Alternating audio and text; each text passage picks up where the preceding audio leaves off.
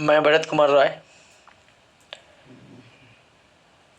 वर्ग 10 एवं 9 के लिए हिंदी व्याकरण।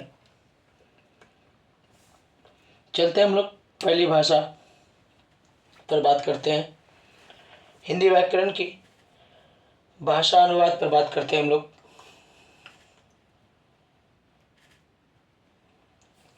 भाषा की परिभाषा क्या है?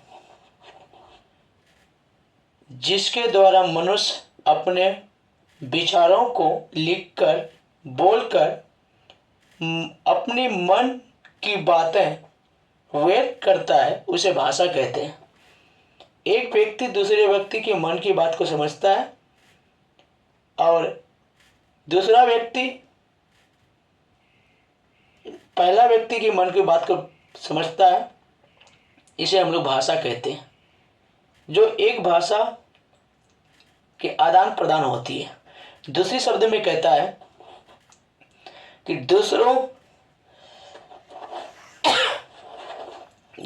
दूसरी भाषा में कहता है, दूसरे शब्दों द्वारा मन के विचारों के आदान प्रदान के साधन को भाषा कहते हैं। एक व्यक्ति दूसरे व्यक्ति के मन के आदान प्रदान को क्या करते हैं? भाषा कहते हैं। अगला क्वेश्चन कहता है कि भाषा की दो रूप है, मौखिक, लिखित। मौखिक भाषा भाषा का मूल रूप है। मौखिक भाषा क्या है?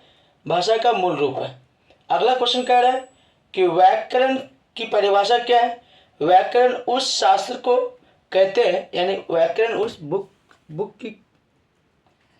को कहते हैं।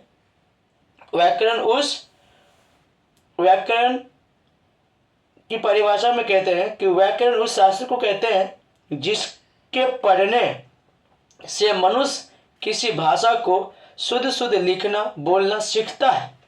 व्याकरण वह बुक है जिसके द्वारा मनुष्य शुद्ध लिखना बोलना सीखता है, उसे व्याकरण कहते हैं।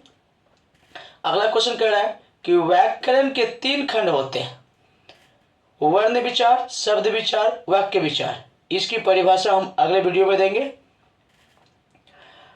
वर्ण पर आते हैं। अगला क्वेश्चन कि वर्ण को अक्षर भी कहते हैं। अगला क्वेश्चन है वर्णमाला। वर्णों के क्रमबद्ध समुदाय को वर्णमाला कहते हैं।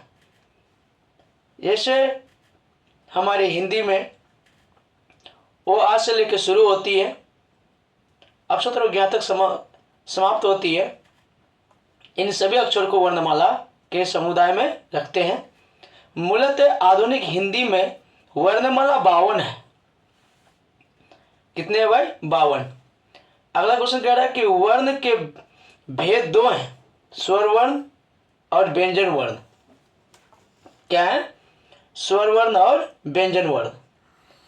स्वर वर्ण जिसका उच्चारण बिना किसी दूसरे वर्ण की सहायता से होता है, उसे स्वर वर्ण कहते हैं। स्वर वर्ण 11 है। स्वर वर्ण कितने हिंदी में है? 11। स्वर वर्ण के 3 भेद हैं, हर्ष वर्ण, दीर्घ वर्ण और प्लुत या प्लुत। इसकी परिभाषा हम अगले वीडियो में देंगे।